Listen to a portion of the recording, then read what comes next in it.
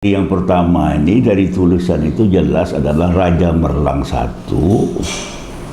tetap ada di Malaka dan tidak pernah datang ke Indragiri. Disebut dalam buku ini, Pak, sekali-sekali datang ke Indragiri. Tak mungkin, kan? Ini dikuasai Majapahit, sedangkan dia mengangkat ini sebagai sultan yang sah, kan gitu, Pak. Nah, dan pada saat itu belum ada Keritang itu lagi, karena Raja Tuban itu kan cucu daripada Merlang I. Nah, ini berganti dia kepada Narasingha I, anaknya juga tetap di Malaka. Jadi seperti istilahnya ditawan, tak pernah bisa keluar kemana-mana. Begitu juga orang-orang Indragiri yang ikut dengan rombongan raja ini tetap ada di Malaka, sehingga ada perkampungan di situ. Sampailah kepada generasi ketiga itu, anak Narasingha I ini namanya Raja Merlang II. Nah, waktu itu menjadi sultan di Malaka, anak daripada Sultan Muzaffar Shah itu namanya Sultan Mansur Shah. Nah, ini yang kemudian pergi ke Majapahit melamar anaknya Raja Majapahit Hayam Wuruk, Raden Galuh Chandra Kirana, untuk jadi istrinya. Waktu dia berangkat ke Majapahit, dia membawa ikut serta Raja Merlang II dan anak Raja Jambi yang lain ikut, dan didampingi oleh Hang Tuah dan kawan-kawannya. Nah, dari situ menarik, Pak, bagaimana hebatnya Hang Tuah ini. Berhadapan dengan Gajah Mada itu bisa dia. Tak bisa Gajah Mada itu ngalahkan dia, Hang Tuah itu. Dan pantas jadi pahlawan orang Melayu. Nah, kawin dia dengan Galuh Chandra jadi menantunya yang buruk. Waktu dia minta pulang membawa istrinya kembali ke Malaka, dimintalah kembali Indragiri itu dikembalikan oleh Majapahit kepada Malaka, dan dengan kalimat minta dikembalikan, kalaupun tidak akan diambil. Nah, begitulah, Pak. Nah, jadi sedangkan di situ ikut kan Raja Merlang II itu. Nah, begitu balik di Malaka, dia minta izin, Pak. Kalau gitu saya bolehlah balik ke Indragiri untuk duduk di sana. Tak juga dikasih oleh teman susah, karena dia juga menantu. Nah, saudara dia lain ibu, inilah nama Raja Tubun, mendengar ini, Pak. Dia berangkatlah ke Indragiri, duduklah di Keritang, di Batang Gangsal itu. Nah, cuma tidak jelas tadi saya katakan, dia mengaku sebagai Raja Keritang atau Raja Indragiri. Tetapi anak dia, Raja Isap, mengaku sebagai Sultan Indragiri, bukan Narasingha II. Karena Merlang II itu anaknya Narasingha II. Narasingha II ini juga begitu. Jadi sebagai Sultan Indragiri yang keempat, yang mula-mula masih tetap di Malaka, Pak. Jadi Indragiri Narasingha itu mula-mula di Malaka. Kawin juga dengan anak Sultan Mahmud namanya. Dalam sejarah tak pernah disebut, Pak. Dalam buku di Malaysia disebut perkawinan dia dengan anak Sultan Mahmud, dia punya anak 2. Tapi tak tahu lagi ceritanya anak itu. Sehingga timbul pertanyaan, pengganti Narasingha II ini apakah anak dari Malaka atau anak daripada Dang Purnama? Jadi ternyata kalau dalam sejarah Narasingha II itu istrinya 3. Pertama anak Sultan Mahmud, Sultan Melaka. Dalam buku-buku Malaysia itu disuruh punya anak 2. Kemudian yang kedua dia kawin politik supaya tak diganggu oleh Minangkabau, kawin dengan anak Raja Minangkabau. Tapi juga tidak jelas ada anak apa tidak, tak ada. Yang ketiga itulah kawin dengan Dang Purnama. Kata dia anak Raja Bunian yang berada di daerah sekitar Keritang juga. Nah, jadi timbul pertanyaan, ini keturunan Keritang terus kemana gitu kan Pak. Nah, dan yang menarik lagi itu Pak, sampai saya sudah bicara sama Serida KMC, Raja Ishak ini yang mengaku diri Sultan Indragiri yang sah, itu dikalahkan oleh Nasengah II, lari ke Daik. Sampai di Daik, dia diangkat jadi menantu oleh Sultan Lingga di Daik. Meninggal Sultan, dialah menjadi Sultan Lingga. Nah, jadi kalau dari situ kita kaji, Sultan Daik itu keturunan Indragiri, kan gitu. Itu tidak pernah diungkapkan dalam sejarah. Tak pernah ada. Tapi dalam tulisan itu ada disebut, dalam tulisan dari ini sejarah ini yang dikarang oleh Inggris, Malay Annals ini, sejarah Melayu itu Pak, bahwa Raja Ishak itu jadi Sultan Lingga, dan ini bermusuhan terus dengan Narasingha II Pak. Dan dikatakan pada saat itu, ya, walaupun didamaikan oleh Sultan Mahmud, akhirnya hubungan Lingga dengan Indragiri itu kurang mesra. Ini kita bisa buktikan sewaktu Indragiri dikuasai oleh Sultan Said, Sultan yang ke-15 kalau masalah saya, yang pertama kali membuat perjanjian dengan Belanda, Traktat Van Bekenhat itu persaudaraan Belanda, karena dia berselisih dengan raja mudanya, Raja Jumahat. Dia minta batu Belanda. Begitu mendengar ini, Sultan Lingga itu langsung merestau residen, baiklah kita pergi. Jadi dia dengan Belanda menguasai Indragiri. Jadi sekarang kembali kita bagaimana saya punya konsep untuk menulis sejarah ini.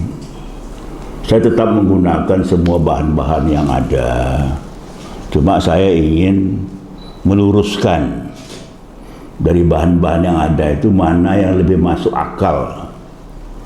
Kedua, ingin mengoreksi banyak sekali cerita dalam buku ini yang narasumbernya itu tidak dapat dipertanggungjawabkan. Misalnya contoh dalam buku Mak Yusuf, Guru HIS itu Raja Putra, guru. Kapan lo Raja Putra jadi guru HIS? Nah, saya tahu persis karena saya murid HIS. Jadi HIS di Rengat itu didirikan oleh Datuk Bendahara Encik Ali dengan Usman Uda. Kemudian gurunya itu adalah namanya orang Jawa, Menir Pramono, dibantu oleh Abdullah Sani, bapaknya Dr. Aulia Sani. Nah, saya muridnya, saya tahu. Jadi kok cerita dari siapa ya bercerita nih Pak? Kok Raja Putra, bila Raja Putra jadi guru HIS bahasa Belanda, ya tak bisa. Kapan Raja Putra itu pandai bahasa Belanda? Jadi ini di Rengat itu terjadilah, sampai saya membaca publikasi itu Pak dari Indragiri, dari Kabupaten itu banyak yang salah, yang leaflet itu. Waduh. Misalnya rumah tinggi didirikan oleh Sultan Ibrahim misalnya.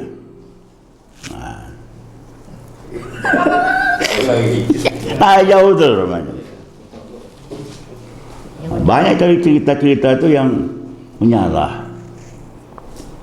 Bukan kita mengatakan mau membangkitkan kebesaran kita, tidak, tapi meluruskan ini Pak. Nah, jadi ini memang banyak. Jadi walaupun begitu Pak, segala sesuatunya yang tidak jelas itu tentu karena dokumen autentik tidak kita miliki, tetap kita membuka kritik pendapat lain Pak. Karena kalau kita mau tahu, ya kita mesti pergi ke Leiden, pergi ke Amsterdam. Sedia duit ratusan juta Pak untuk membeli dokumen-dokumen itu, kopinya. Satu lembar 5 euro fotokopinya. Ini contoh yang pernah saya dapat itu, kunjungan Residen Riau ke Masjid Raya itu tahun 1932. Nah, ada fotonya. Ada ini. Ada Pak. Mana dia? The Mosque Fund di bawah cap Sultan itu. Oh, di bawah cap Sultan di atas. Di bawah nomor 3. Iya. Bawahnya nomor 3. Ini The Mosque Fund Indragiri. Jadi di depan masjid itu dipasang gerbang tuh, menerima kedatangan. Raya Indragiri. Iya, nomor 31. Iya. Tahun 31 tulis itu ya kan? Iya. Nah, karena itu, jadi waktu itu datuk saya masih hidup, karena dia mangkat tahun 32 Februari. Di setahun sebelum dia meninggal. Itu dari mana itu dasar Pak? Laporan kontrer Rengat. Jadi itu dokumen-dokumen itu semua ada di Belanda Pak. Laporan residen, kontrer, segala macam. Yang kedua itu juga disebut tuh mengenai gambar yang mana ramai itu Pak, dengan Go Hong Sun, panglima perang. Bukan. Mana itu dia? Yang gambar yang ramai itu mana tuh? Tak ada sini. Ada gambar di sebelah Belum masuk sini Pak. Yang ada gambar jejer semua tuh dengan Belanda tuh. Tak ada Pak. Itu disebut Go Hong Sun panglima perang. Bukan. Go Hong Sun itu Kapten Cina. Bapaknya Go Kun Sia, Go Kun Yam. Jadi kepala orang Tionghoa di Rengat pertama kali di Indragiri, namanya Go Hong Sun.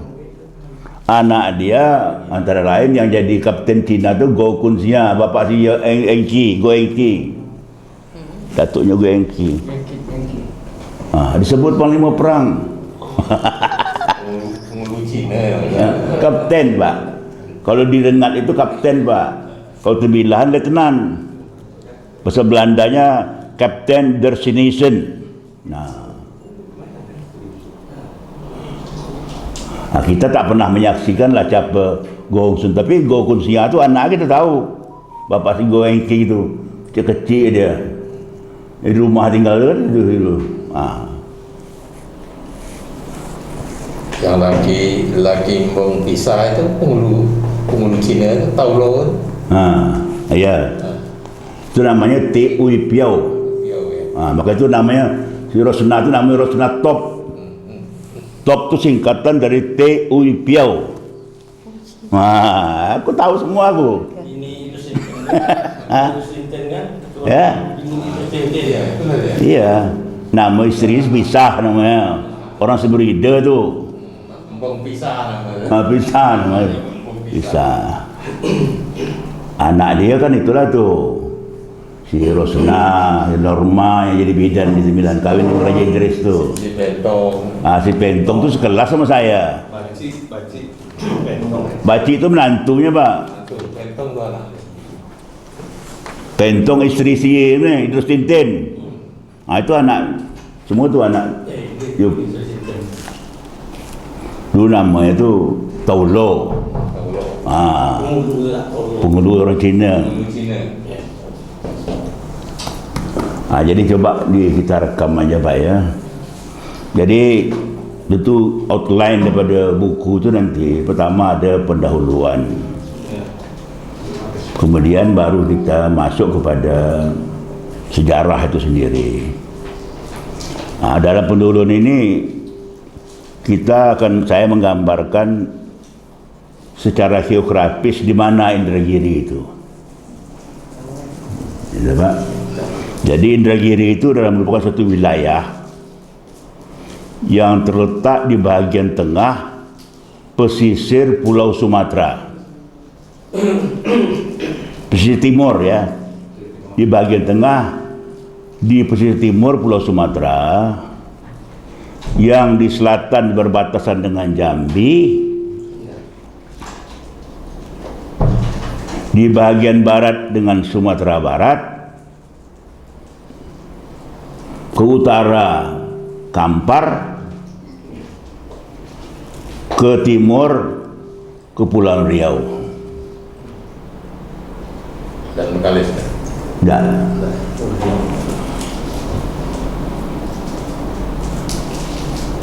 pada awalnya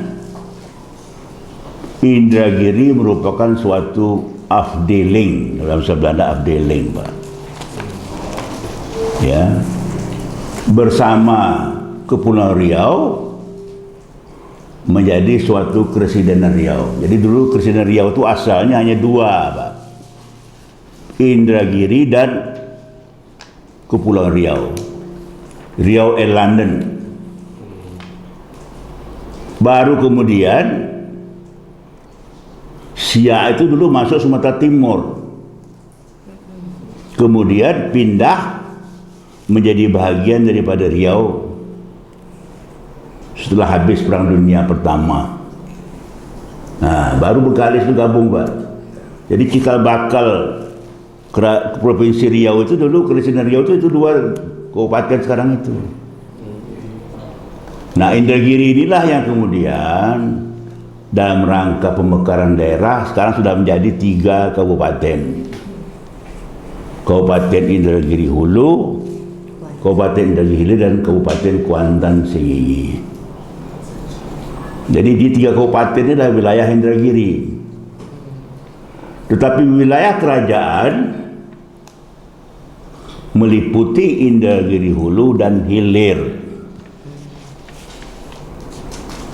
Sedangkan Kuantan Sengingi itu tidak merupakan wilayah kerajaan. Dia batasnya itu Batu Rijal. Ya, Pak. Batu Rijal Hulu berbatasan dengan Cengar, Cerenti sebelum Inuman. Nah, Inuman itu, Pak. Pesikayan. Nah, itu batasnya, Pak. Tetapi orang Kuantan sendiri mengatakan mereka beradat ke Minangkabau, bersultan ke Indragiri. Nah, itu ya.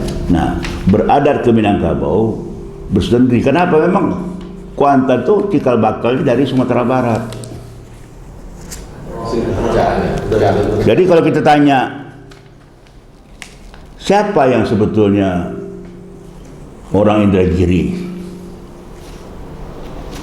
yang pertama kali orang Indragiri itu adalah suku Talang Mama dan suku Laut. Suku Talang Mama tinggal di daerah Petalangan di perbukitan, suku Laut tinggal di muara-muara sungai Indragiri.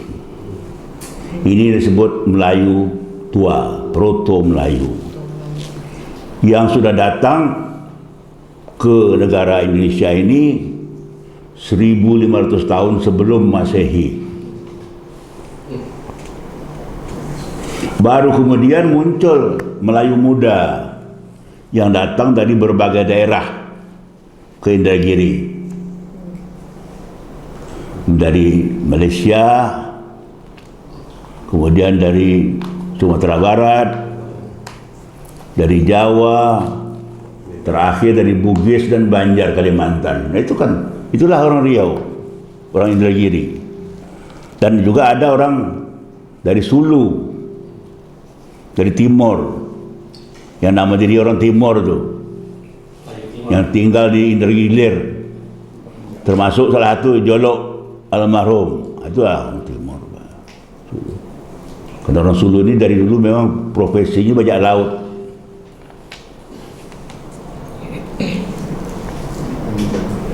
Dan orang Sulu ini tinggal di Indragiri Hilir itu pertama kali di mana? Di Pulau Cawan. Tahu Pulau Cawan? Di Kuala Manda itu ada nama daerah namanya Pulau Cawan. Nah, itu di situ mereka dulu. Mereka masuk dari Sulu, Filipina ke Sarawak. Sarawak baru dia turun, sampailah dia ke Pulau Cawan. Nah, inilah yang kemudian dalam sejarah, Pak, direkrut oleh Sultan Ibrahim selaku panglima perang menjadi pasukan sebanyak 3 kompi membantu Raja Haji merebut Melaka di Teluk Ketapang. Nah, dan saya mengatakan kenapa Pak Sultan Ibrahim ini harus diperjuangkan jadi pahlawan nasional. Dalam buku sejarah Melayu pun disebut oleh Malaysia bahwa fakta sejarah memang dia berjuang di Melaka, mendampingi Raja Haji untuk merebut Melaka dari Belanda. Jadi layak, kata dia, untuk diusulkan sebagai pahlawan nasional. Nah itu kan apa yang kurang? Cuma kajian akademis yang belum lengkap. Dokumen-dokumen itu harus dibuktikan ada semua di Belanda. Nah, tapi nasib kita tak ada yang mendanai. Nah, jadi kembali pada ini Pak. Jadi sebagai Sultan Indagiri yang pertama itu adalah Raja Merlang I. Ya, Pak. Namanya Raja Kecik Merlang, bergelar Raja Merlang I. Dan dia disebut, Pak, dalam tulisan-tulisan tak pernah disebut dia itu putra mahkota. Tak ada yang mengatakan dia. Tetapi dari pemberian nama, Pak, setiap orang yang bernama Raja Kecik Besar itu jelas adalah putra mahkota. Misal Sultan Muhammad Shah itu Raja Kecik Besar. Sultan Sunan yang berangkat di Lingga itu, abang Sultan Ibrahim, namanya Raja Kecik Besar. Nah, Tengku Muhammad bergelar Tengku Besar, ada putra mahkota. Jadi sehingga ada pula pendapat mengatakan kenapa Sultan Indragiri yang berempat ini tak pernah diizinkan kembali ke Indragiri dan dikuasai terus, takut menuntut haknya sebagai pewaris Sultan Melaka.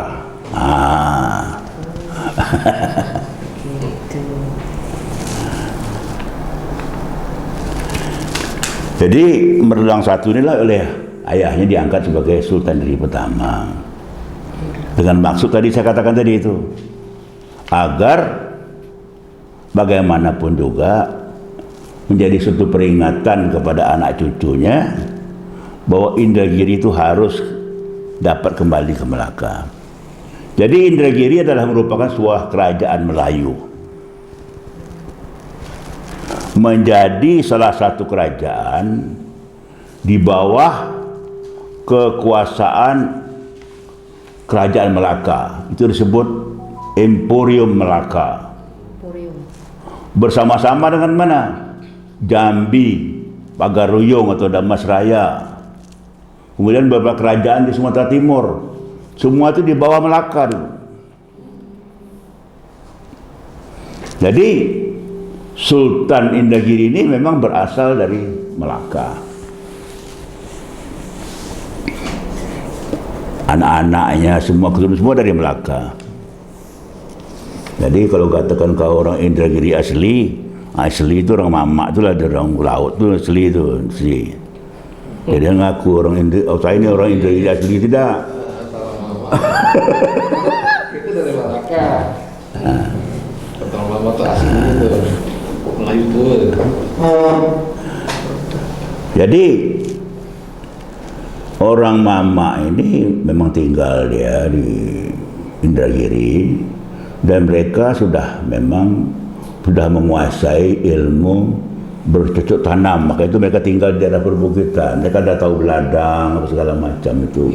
Walaupun ladang berpindah. Orang suku laut berpengalaman dalam menangkap ikan sebagai nelayan tradisional. Jadi kalau tanya orang Indragiri asli itulah mereka itu sebetulnya orang asli. Suku namanya suku Duanu. suku Laut Duanu.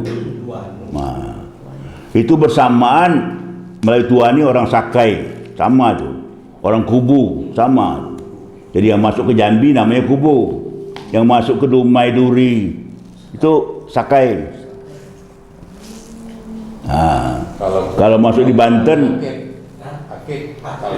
kalau di Pulau Dumai namanya Rakik. Kalau di Banten orang apa ni? Baduy. Nah, itu semua Pak. Itu Melayu tua itu. Nah, ada pula pendapat ini legenda mengatakan bahasa orang Mamak itu, orang Talang Mamak itu dia tidak asli orang Indragiri katanya. Itu pelarian orang dari Sumatera Barat langsung ke Islam. Ya. Jadi itulah rancu. Kan itu bahasa itu mama, itu kan mama itu kan gelar panggilan orang tua mama. Jadi nanti ada tulisan saya mengenai itu Pak, untuk meluruskan itu. Jadi memang Pak, ini kita kembali pada cerita Pak Arsul dari itu Pak. Jadi memang ada pendapat yang mengatakan orang suku Mama ini berasal dari Sumatera Barat, keturunan daripada Datuk Perpatih dan Sebatang. Nah, itu pendapat. Itu antara lain itu diperkuat oleh Ustaz Belia itu mengatakan begitu. Ya loh. Kenapa mereka itu ada di Indragiri? Karena di Sumatera Barat, di Pagaruyung masuk agama Islam. Mereka tidak mau masuk agama Islam, mereka itu pindah lari ke Indragiri. Nah, tetapi ada tulisan lain yang mengatakan bukan keturunan Datuk Presiden Sebatang, tetapi yang jadi kepala suku Talang Mamak itu adalah dua tokoh, dua bersaudara, Datuk Patih dan Datuk Temanggung. Nah, dua bersaudara inilah yang disebut Nan Sebatang. Ini bukan Perpatih Nan Sebatang, tapi Nan Sebatang. Ya, dua tokoh dia. Jadi dua beradik, satu batang. Dan kedua juga begitu. Dari segi bahasa sama sekali tidak ada kaitan dengan bahasa dari Minangkabau. Mereka menggunakan bahasa Melayu tinggi. Orang Mamak dah lama kita tak berjumpa, katanya begitu cakapnya tu. Tak berjumpa dah. Tak bersua dah, tak berjumpa dah. Tak lama dah. Jadi sama sekali tidak benar. Maka itu ada pendapat mengatakan, Pak, saya baca dulu, Indragiri ini berayah ke Melaka, beribu ke Minangkabau. Itulah tu. Karena menganggap isteri dari ini dari Nusa Barat, Sidang Purnama ini dari Pagaruyung.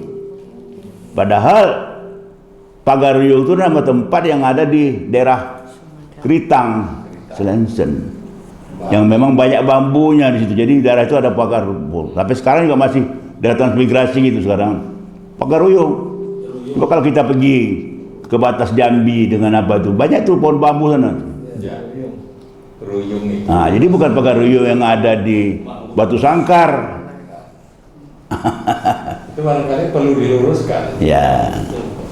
Jadi ruyung itu adalah bambu. Tempat ini pagar dengan ruyung. Karena banyak buaya, itu kata istilah.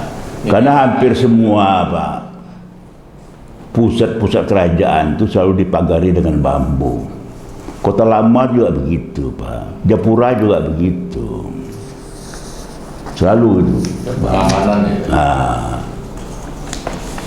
Sekarang Pak, barangkali perlu juga kita ungkap